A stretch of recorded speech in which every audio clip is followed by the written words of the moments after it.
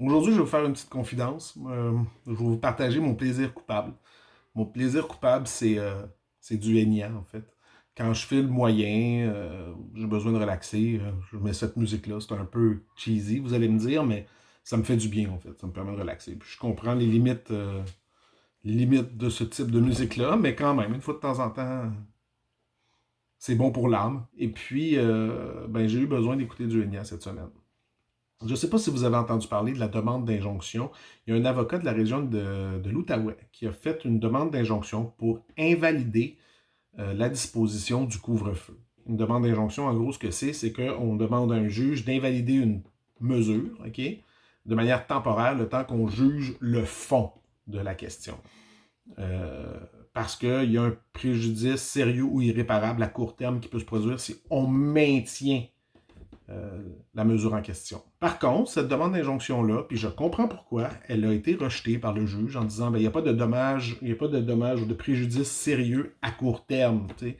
Donc, ça ne veut pas dire qu'après, on ne pourra pas, les gens qui ont eu des contraventions, contester la légalité des contraventions sur le fond, par exemple, constitutionnel, mais c'est une autre question. Donc, bref, c'est un droit fondamental dans une démocratie. Puis j'ai vu quelqu'un écrire sur Facebook que, mon Dieu, quelle épée, finalement, cet avocat-là, d'avoir gaspillé du temps de cours de la sorte, alors qu'on est dans une pandémie qui nécessite des mesures collectives puis des sacrifices collectifs. Puis j'étais comme, aïe, tu sais, j'étais déçu parce que cette personne-là, personne avec qui habituellement j'ai un bon contact, puis j'étais comme, oh mon Dieu, tu sais, elle ne comprend pas ce que c'est qu'un état de droit, tu sais. Puis j'ai trouvé ça difficile. Puis j'ai essayé de lui expliquer calmement, mais il y a vraiment eu, j'ai eu l'impression, moi, ce que j'ai senti, c'est qu'il y a vraiment eu un blocage idéologique, une fin de non-recevoir là, totale sur cette question-là. J'essayais juste d'expliquer que la démarche de l'avocat était légitime. Tu sais. Et là, il y avait la rhétorique du oui, mais le collectif passe avant. Hein. Je suis d'accord, mais on vit dans une société de droit. Puis si un juge décide que la demande d'injonction est recevable, elle est recevable. Puis s'il juge qu'elle n'est pas recevable, elle n'est pas recevable. C'est grâce à une demande d'injonction qu'on a permis aux itinérants de ne pas être sujets au décret sur le couvre-feu. Là. Donc c'est fondamental, ce principe-là d'injonction. Et c'est ça que j'essayais de lui expliquer, mais il y avait une fermeture d'esprit qui m'a vraiment décontenancé. Puis c'est une voie rapide, la demande d'injonction. C'est vraiment quelque chose qui, de façon générale, se règle rapidement. OK? Ajoutez à ça le fait que le gouvernement a parlé qu'il remettait en question le principe des centres à la petite enfance. Ça, je vous avoue que ça m'inquiète beaucoup. Je ne sais pas ce qu'ils vont faire avec ça parce qu'ils sont proches des gens d'affaires, la coalition Avenir Québec. Puis je file pas parce que je me rends compte que la société est super polarisée et qu'on ne pourra pas avancer. À côté de ça aussi, j'ai vu les chiffres au Québec. Les chiffres au Québec sont monstrueux par rapport à la pandémie. On est les derniers là, euh, au Canada en termes de chiffres. On a le pire bilan, on a le plus de décès, le plus d'hospitalisations. Au début de la pandémie, le gouvernement avait mis ça sur le dos de la semaine de relâche. Je veux bien acheter ça, mais comment ça se fait qu'il n'était pas prêt pour la deuxième vague? On savait qu'elle s'en venait. Mais non, le gouvernement, lui, adopte une rhétorique où il blâme les citoyens. Hey, c'est de la faute des vous autres que vous écoutez pas! Alors je vais vous punir, je vais vous mettre un couvre-feu. Hein?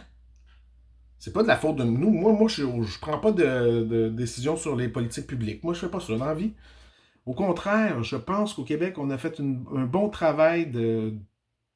D'ailleurs, il nous a dit qu'on avait été docile. Alors, on est docile, mais des oiseaux, là, il y en a partout dans toutes les provinces. Puis malgré qu'on soit docile, ben, il y a des cas. Et dans ce cas-là, il faut se poser des questions sur les politiques qui sont adoptées par le gouvernement. C'est pas de la faute des citoyens, c'est les gens qui nous dirigent qui prennent des mauvaises décisions. C'est tout. C'est comme ça que fonctionne la société. OK? En Ontario, ils ont des chiffres beaucoup moins effrayants que nous. Ils sont 15 millions. Toronto, c'est la plaque tournante en termes de déplacements internationaux. Et leur situation est moins pire que la nôtre. Il faut se poser des questions. En plus, en Ontario, soyons honnêtes, il n'y a pas eu de couvre-feu comme on a ici. Puis ils gèrent mieux la pandémie. Alors, à un moment donné, là, blâmer les citoyens, ça fait un temps. T'sais. Mais cette rhétorique-là de la division, elle sert qui? C'est pour ça que je fais le moyen. C'est à ça, je pense. Tabarouette, pourquoi il y a autant de gens? Pourquoi il y a tellement de haine? Mon ami me disait, Paolo, dans tes vidéos, t'es trop nuancé. Je pense que si tu te mets dans ta voiture et tu te mets à crier comme un épais, tu vas voir, il va y avoir des gens là, qui vont te suivre sur Internet. Mais c'est pas ça que je veux. Je veux parler à l'intelligence du monde. Mon but, c'est pas de péter des scores. Moi, s'il y a 30 personnes qui écoutent mes vidéos puis que trouvent ça intéressant, ce que je dis, ben tant mieux. C'est un peu ça. Mais en effet, je suis nuancé, mais j'essaie de créer ce dialogue-là, voyez-vous, propager cette idée-là qu'il y a beaucoup trop de haine, il y a beaucoup trop de polarisation.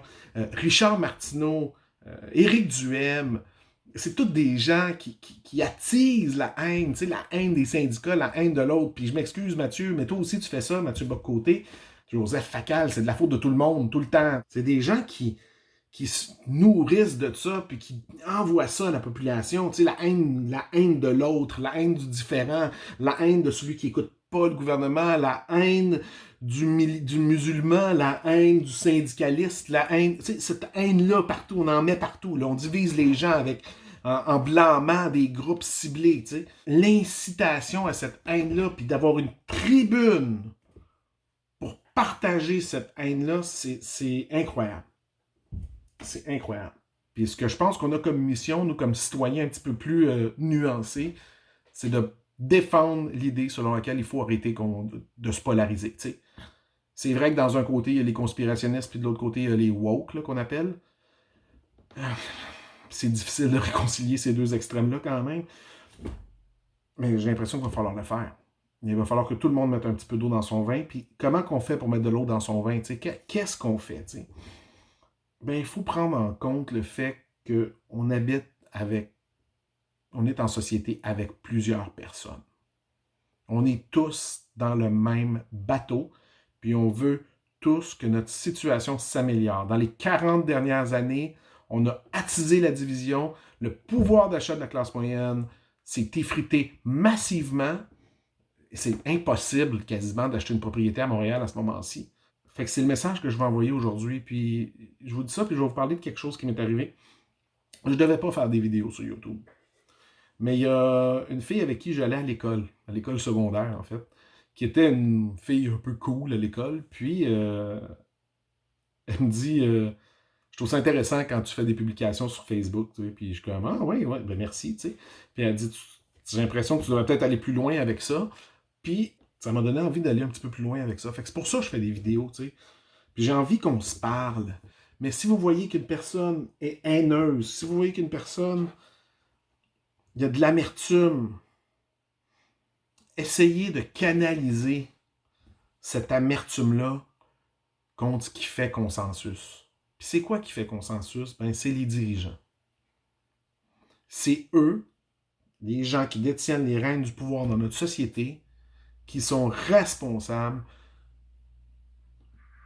de la situation dans laquelle on est, même à l'extérieur de la pandémie. Nous, les citoyens, là, il faut qu'on s'aime entre nous autres. Il faut qu'on se comprenne. Puis il faut qu'on se tolère.